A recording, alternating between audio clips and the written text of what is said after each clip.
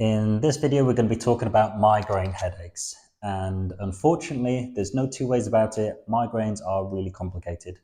And so there's not a one-size-fits-all approach to migraines. And so because of this topic, I actually need some notes for this because there's a whole spectrum of migraines, and I'm not going to go through it all in this video. I'm just going to touch on a couple of subjects for simplicity. So going back to our very first video, we talked about cervicogenic headaches, and cervicogenic headaches can be a trigger for migraines. And the reason for that is because the nerve that's specifically dealing with migraines, which is the trigeminal nerve, it originates from the nerve roots within the neck, which is why you can get a problem within the neck that can cause migraines. But then you've also got other triggers in regards to migraines that overlap them. The other overlapping cause of migraines is problems within the jaw, which we talked about in the previous video.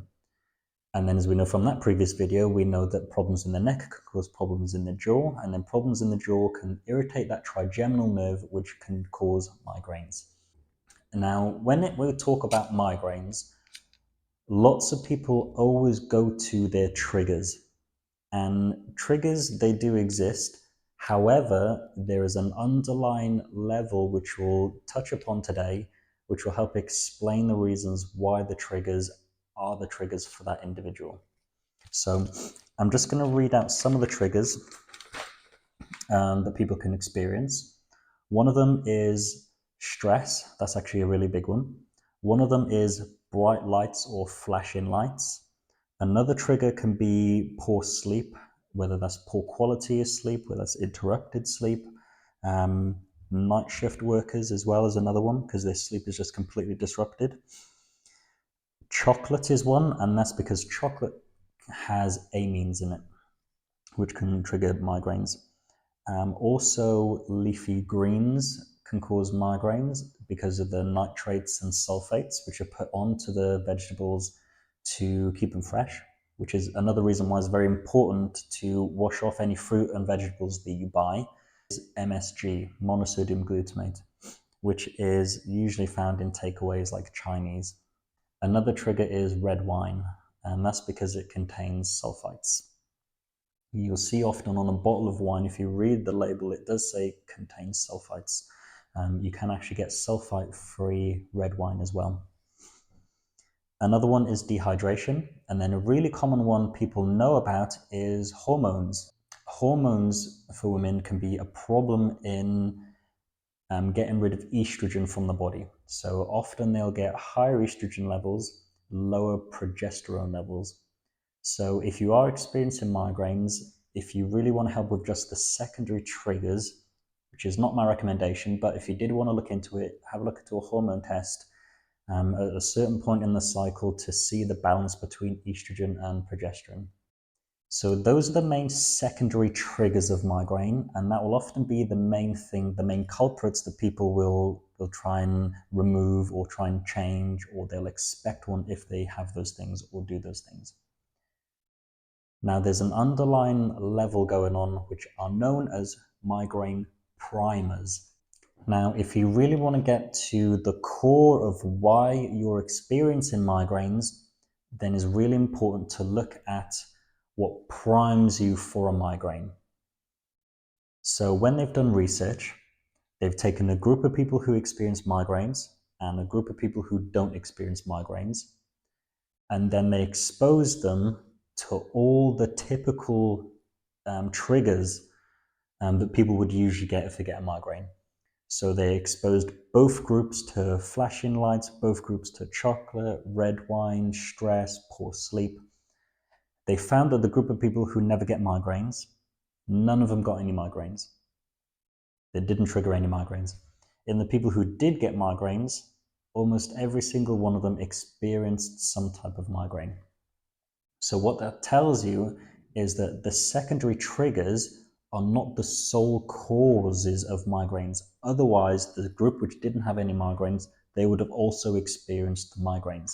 The people who get migraines, their bodies will be primed to experience a migraine.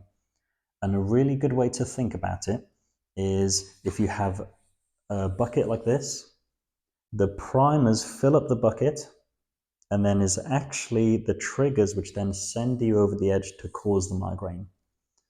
The triggers themselves, they don't cause the migraine.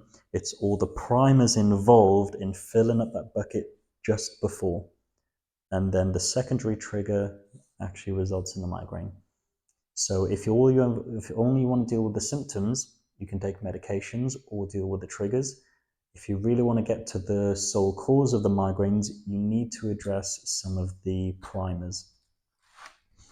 So some of the primers are unfortunately genetics, but that doesn't mean you can't do anything about it. What the genetics is often a problem within the nutrients of your body. Either your body can't metabolize certain nutrients properly, or you just need more than the average person. It can also be food intolerances.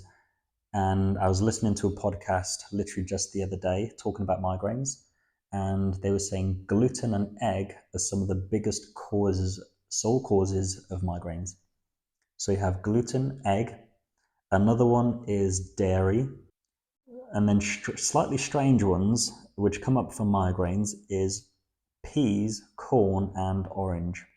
If you are looking at certain elimination diets, what you want to do is you want to trial one thing at a time. Take out gluten, take out egg, dairy, peas, corn, oranges. So you do an elimination diet, 2 weeks, 2 to 4 weeks, nothing at all, and then eat a load of it. Then you'll find out if that's causing you migraines. Certain nutrient deficiencies which are linked to the genetics of the person are problems in metabolizing B vitamins properly, and is a specific process in the body called methylation. If you don't have the B vitamins in order to go through the methylation process, then that can cause a buildup of something called homocysteine, which is inflammatory. It can cause neuroinflammation, which then can cause migraines. The specific types of B vitamins you want to look at is B2, 6, and B12. However, what I would say is that they come in different forms and different quantities. So if you do want to look into some of these B vitamins to help your methylation, make sure that you give me a message so I can suggest and recommend certain ones. Or if you do already have them, feel free to send me a picture of them and I'll help give you some guidance and some feedback on them as best as I can. And another nutrient deficiency is vitamin D, CoQ10, which is important for mitochondria, which is also a big link in regards to migraines, and carnitine. So, in summary, when it comes to migraines, they're very complex and complicated. There's not a one size fits all, and really it needs a holistic approach in order to fully improve and get to the sole cause of the migraines. The three areas, again, are the physical, mental, and nutritional. So the physical side of things being making sure that your neck is good, like your posture, your mobility, the muscles are all good, there's no nerve irritation, making sure that the jaw is working properly. The mental side of things is making sure that you're getting good sleep, good quality of sleep, making sure that you're trying to keep your stress levels as low as you can, or doing things to try and improve your mental health and well-being.